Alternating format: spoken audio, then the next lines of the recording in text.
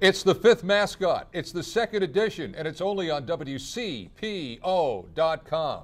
With PJ O'Keefe, I'm Ken Brew. Second edition, same old, same old, same old. The team that you called last week the single greatest collection of baseball talent in the history of mankind has now won a grand total of, wait on it, 23 games. Explain yourself. Putting words in my mouth. Ken. Well, there you go. I'm pretty good at that. No, and it's you're right. It's the same old, but you can't overlook some of the positives.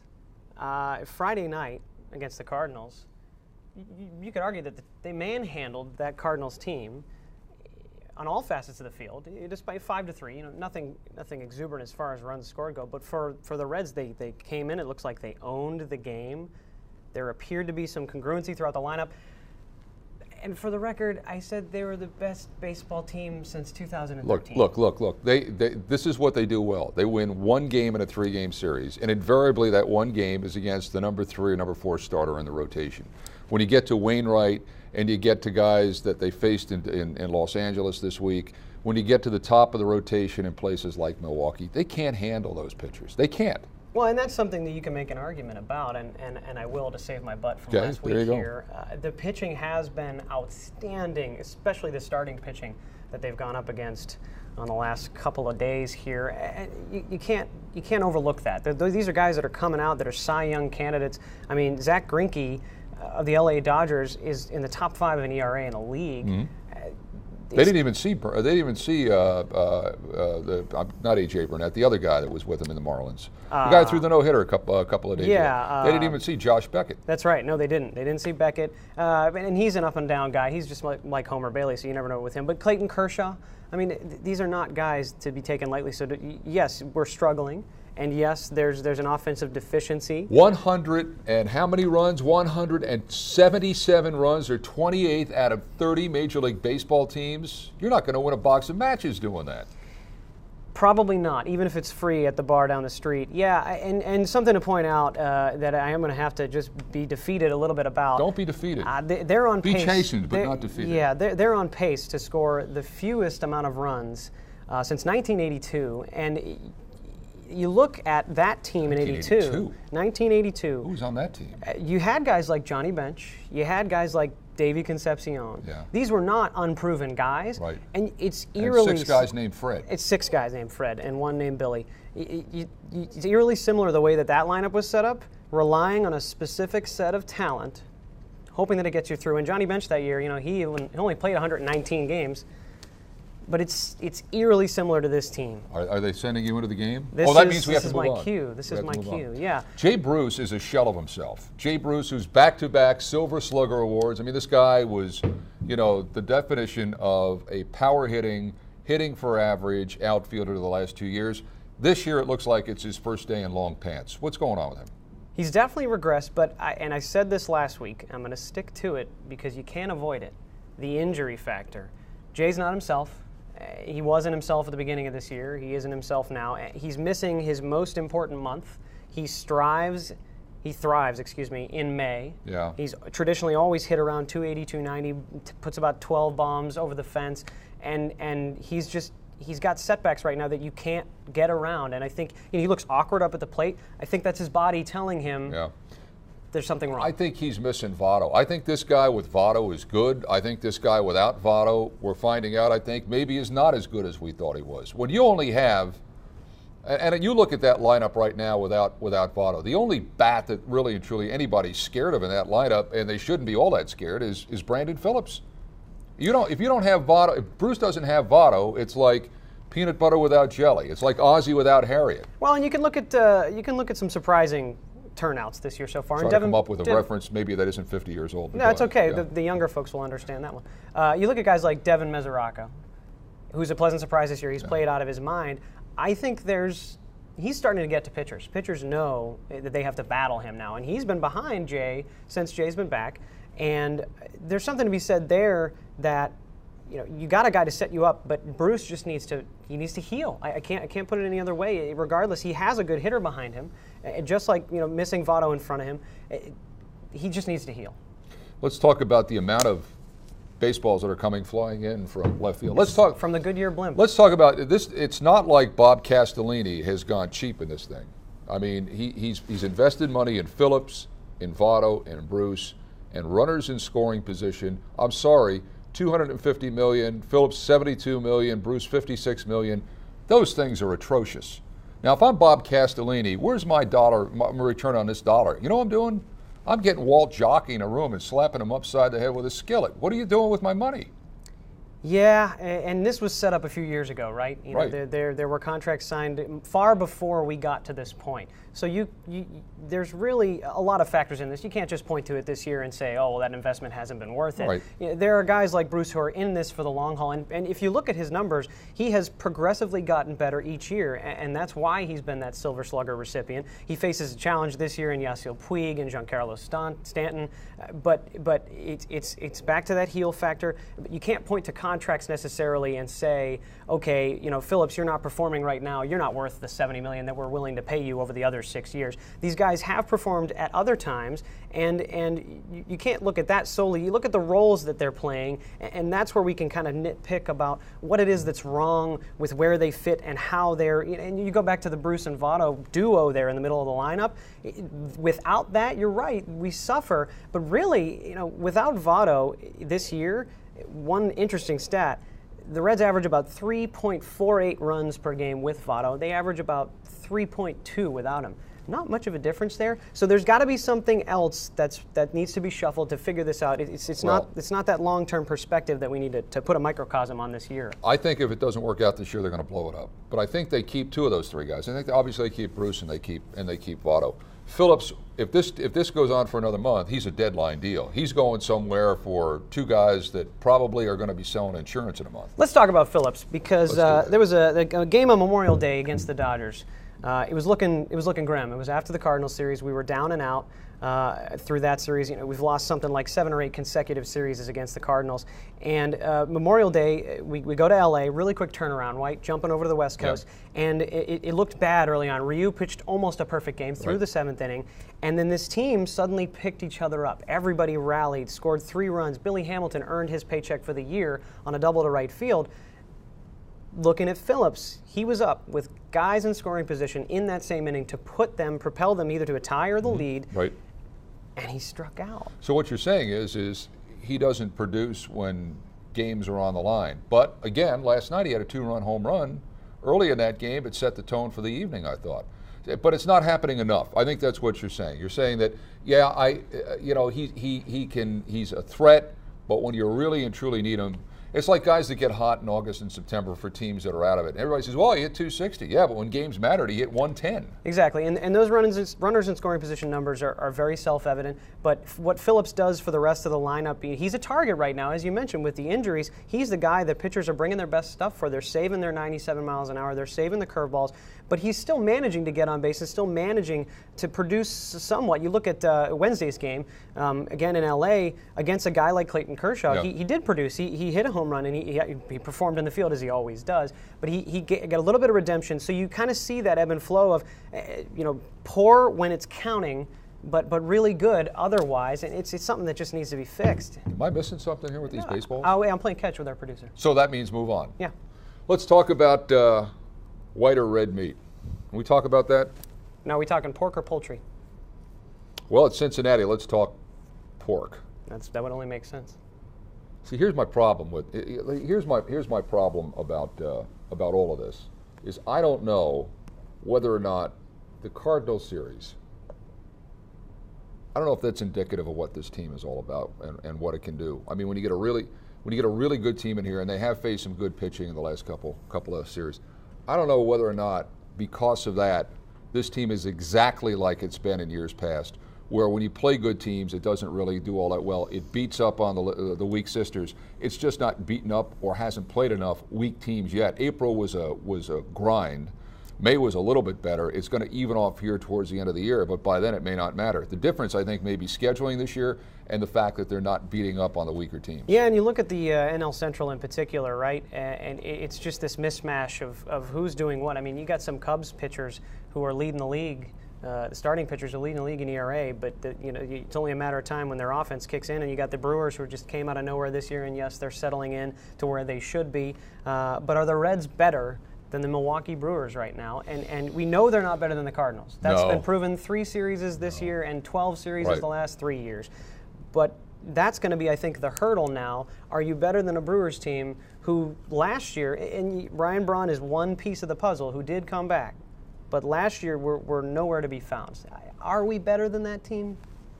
I don't know. I can't put my finger on it. I know you're so positive, and I don't mean to bring you down, PJ, but I'm having a tough time latching on to anything here. I think they missed the boat in the offseason with trying to acquire some sort of hitter or hitters that could move the line along a little bit. Because of that, they struggle when they're at the plate. I think they've got great pitching, but they should have parted with some of that in the offseason for something that could just reinvigorate this offense. It's just stagnant. From a financial perspective, Homer Bailey was sort of a, huh? Yeah, I didn't get that. And that was one of those moves that the Reds are trying to set themselves up for down the road. Well, that was their red meat. Yes. That was like they were going for it. That was full the fillet. Fangs in. That was the fillet. That was the fillet. But the white meat, I don't know where that is, because in this case, pork is not the other white meat. It's injured. But speaking of white meat, some very delicious white meat was out and about in downtown Cincinnati. I mean, Mr. Satin. Yes. Our partner in crime. Our correspondent. Where was he? He was down at Taste. He didn't get mugged, did he? Not yet. Good. No, or not that we heard of. Okay, good. That's a plus. Amongst that mayhem, yeah. Our correspondent, Mr. Satin, was down and about at Taste of Cincinnati. Yeah. He was trying out the various dishes there and ran into some people and asking what they thought about some very particular food. Go ahead and take a look. Hey, what's happening? It's Mr. Satin down here for the Fifth Mascot. We're down here at Taste of Cincinnati, checking out the portalette system. Looks like we got this stuff unlocked. We're gonna go check out Cardinal meat eating fans. Some of my favorite foods down here involve the Cardinal. I love the Cardinal wings, spicy, teriyaki, Cardinal soft taco, lightly glazed. You haven't tried that yet then? No, I've not tried it yet. Any Cardinal meat at all? I know you guys are big red bird eaters. No. No red bird? No, we don't eat them. We revere them. What? Well, we eat a lot of them here, I tell you what. You are from St. Louis. I am from St. Louis. I came all the way here to see this game tonight. All right, so what's your favorite part of Taste of Cincinnati? The food, all the Italian food. With a little bit of Cardinal bird in it? What? No. Well, what's your favorite dish here? I really like that, what was it, Bella Luna. They had good. really good Italian food. What if I told you were secretly eating Cardinal bird in that? Walk away from you right now. This interview's over. So I'm understanding you're a Cardinal fan, is this correct? Yes. Why? Have you tried the cranberry and Cardinal sauce yet? No. What about the snow cone with the Cardinal wing in it? No. No? Have you tried the Cardinal burger? I did try the Reds burger. Ah, it's good, isn't it? Yeah. No, I threw up after that. What? Have you tried the Cardinal chili yet? Nah, I haven't came across that. What if I told you what you're eating right now has Cardinal beets in it? What is your favorite Cardinal dish down here at Taste of Cincinnati? I prefer my Cardinal skewered. Any glaze on there? Any sort of a sauce? Maybe a little Caribbean jerk or something spicy. Ooh, I like it, I like it, I like it, I like it. So you don't like Cardinal meat? That is so vulgar. Yes, it is. No? No, the Cardinal. That's right! Go Reds! Go Reds! Go Cards. Go Reds! Mr. Satin joins us on set now. All I can say is this: after watching that, St. Louis people that live there, they're humorless. I would be too if I lived in St. Louis. It's like living in Cleveland. Yeah, they just, I don't know, they didn't realize what was hitting them. Yeah. The power of Mr. Satin. I think they live in fear, probably that arch hitting them. Yeah. That could Yeah. just About wipe to out, fall over at like any moment. Godzilla wiping out the city. You know, it's sort of like in the way from here to getting out west. It is You in know, a I mean, way. it's just like push it away and Right. just keep going. Some I mean, call it it's, the gateway city. We call it the roadblock. Yeah, Right, the in the way city. I feel Yes, like absolutely. you know, yeah. Mr. And they've always been in our way. Your thoughts on this Cardinal series? Because I was at that game on Sunday night, and I was just bummed just watching this whole thing. Please enlighten us how you found it. Well, I'll tell you what. You know, out of the gate, I thought we were the best. You know, we're the best fielding team right now. I don't understand it. We kind of looked a little sloppy out there, but you know what? On a positive note, we got guys like Frazier doing all right. We got Billy Hamilton. I still, you know, we got a lot of bums too. Yeah. But I'm still excited about this team. I got to tell you. Tell me about the bums. Who do you consider bums, Mr. Satt? Yeah, that's good. That's a good question. Let's talk. The bums. Well, right now it's that middle relief right now. Give me a name. Give you a name. Accuse. Well, Jay.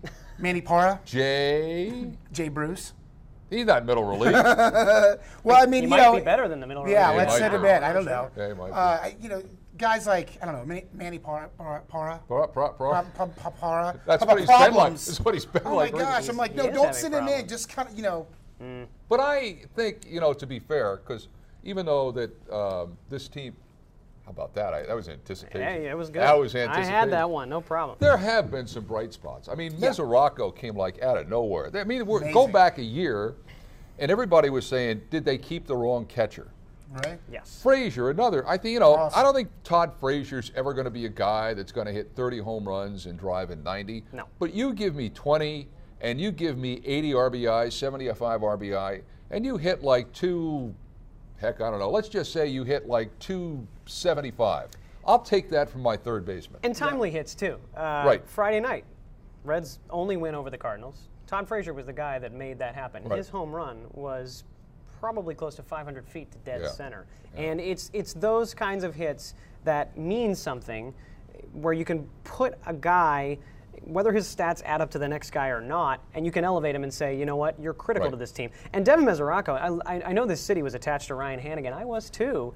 He was an extremely intelligent catcher, great defender, and even at some point a good guy getting on base. Right. But yeah, who would have seen this coming? Devin Mesoraco, he matured so much in just 6 months' time. I think what they discovered last year after the 2012 season is that Hannigan was not an everyday catcher.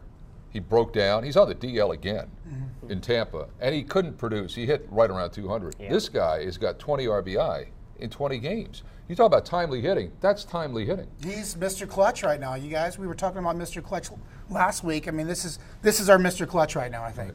I worry about the early season success because these two guys, Frazier and Mesoraco, still yet unproven, right? Right. Over the long haul. Exactly. They're having a great spurt right now, Right.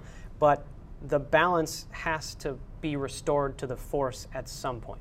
Right. Those guys are going to come down. It's inevitable. And, you hope it's sort of an ebb and flow, where you hit the high note here, hit it the low note around the All-Star game, and come back up in September, if we're even in contention there.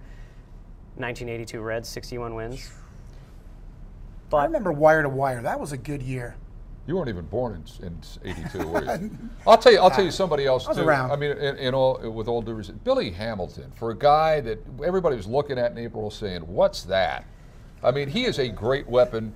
The folly of Billy Hamilton right now is when he does get on base, he doesn't get in because nobody can drive in runs on this. yeah, and he definitely causes havoc. He does. he And really you does. get him on first base, regardless of the nature of it. I mean, he's gotten all kinds of ways on first base, little dribblers down the line. He's actually become a fairly decent eye at the plate. He's taking the pitches he's supposed to, and he's finding the pitches that he can hit.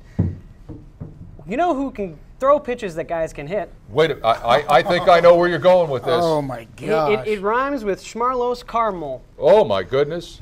Now, in all fairness, last week you and I sat here, and Mr. Satin said, if there's any way they can pick up Carlos Mármol, that's exactly what this Reds team to do. And Exactly. by God, they Exactly. listen Never. to you. They listen Wow. I tell you what, this guy is the biggest gutless wonder ever. to you. Gutless wonder. Godless. I just remember him just pitching for the Cubs, I don't know, it seemed like decades ago. And how terrible. He would get in and they'd be up by 5 runs and he'd walk the bases loaded and just serve up a meatball. Literally, you could see spices and marinara just running off of it. And they licking their chops just But out. for about gone. 15 minutes, this guy was pretty good and made a lot of money off those 15 minutes. He did. Back in 2007, 2008, the guy had an ERA floating around 2.5. He made a name for himself very early on in his career, and you got to wonder if that residual effect, kind of like guys like Manny Parra, who had this up and down beginning of the career, was fading. He came into the team last year and ended up performing. So is this a situation where we get a Mármol, raise him in the minors a little bit, get him groomed down there with Corky Miller, who, by the way, will be an excellent person to coach such a pitcher? This is true. I'll give you that. Let's wait on that. I'll give you that. By the way, we weren't even going to talk about this today, but we had one of our Twitter stalkers suggested we do this. By the way, you can follow us on Twitter. It's the hashtag Fifth Mascot spelled out. But they asked, they said, what do you think of the pickup of Mármol? I can't imagine. Well, I think it's kind of like, let's just see if there's anything left on this guy, or can he put the glove on the right hand and try throwing left-handed? I like that. Yeah, I think that that's could be a pretty good idea. I think that could happen. Why not? There's not much of a worst-case scenario, though. If you look at our rotation right now, I got the numbers in front of me here. Oh, Some of the guys Jeez. on the Reds relief team who just, you got ERAs. There are 4 pitchers with ERAs under 5. What does that tell you? Curtis Parch has been one of our top performers. Only 4 innings Right. pitched, but Curtis Parch. Right. So you think He's about pitching in Columbus this week. Well, and good for him. You got to make that somehow. Road trip. I mean, guys like J.J. Hoover, who have been better, but is Mármol worse than Hoover so far? Is Mármol worse than Andrusic? Is Mármol worse than Cristiani? Right.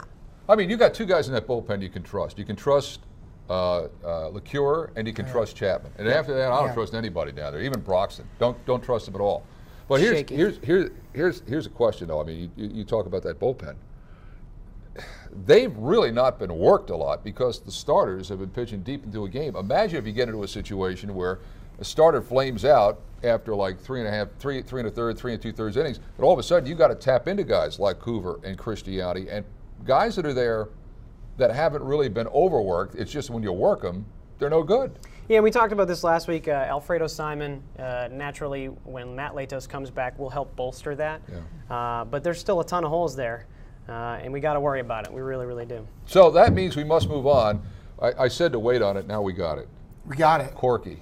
What is Corky doing down in Louisville? Give us an update, if you would, please, on what Corky has been up to. Corky's been much like the rest of the Cincinnati Reds. He's come across a little bit of injury trouble. He gets paid down there too, right? I mean, it's not like he's working for free. He gets paid in gum. He does. Concession He's concession paid gum. in stash wax. in Major League Chew. No, he's he's only batting 190, but he's been in the DL for a little bit. The temporarily unable to play list is the official term for it right now. How long do you think it would take you to grow a stash like Bam Bam Bigelow? I mean, Corky Miller. I would say 3.5 weeks. How about you? Oh man, I'm still working on it. This is like years. Yeah, I know. Years. It's not happening. I mean, it's a good stash. It's like a 70s, early 80s porn Very stash, crafted. but it's okay. Very crafted. Yeah. It's retro. Do you know much about that? I don't know. No, I just only know. Okay, all right. I only know what don't. PJ tells me. Okay. But yeah. the fact of the matter is I think it needs to be. I think maybe he might want. If he comes into forget about the 2000s. If he comes into like the 90s with that look, it might help his batting average. I gotta believe he's standing up there. He can't see from the facial hair because you got hair and then you got bugs and all that. Last night's dinner in there, especially in Louisville off the river. Yeah. It takes a lot of guts for a guy like that to wear a mustache like that. And right. Corky, we love you. We still want you on the Cincinnati Reds Major League Ball Club. And we hope that the Reds can make that decision soon. 7.5 out of first as we speak, 4.5 behind in the wild card race. Where are they quickly next week? We reconvene next week. They'll be up in Arizona, facing off against a former teammate. No, I mean, how far back? 7.5. Oh, far back. Arizona has weak pitching right now. They do. A lot of poor starters on that team. I think that we gained some ground. Hoping to break out of this little bit of slump. We were 22-24, and it looked like things were going to turn around until we hit that Cardinals weekend bump. So I feel like when we get the lesser pitching under the belt, we can make something happen. Where are they a week from now? I like that. I want to say we need a 4-game streak. We need we need a winning streak right now. We do. I don't want to. I want to be positive here. Let's get 4 from Arizona and get out of there. I'm going to make this prediction. You can hold it to me when we reconvene next Thursday. The Reds will be 2 games out of the wild card spot when we meet next week, which means they'll pick up some ground on the division leader too. You heard it here first. I'm encouraged. I really am. For Mr. Satin, for PJ O'Keefe, I'm Ken Brew. Back here next Thursday, 2 o'clock Eastern Time, and only on WCPO.com. It's the Fifth Mascot.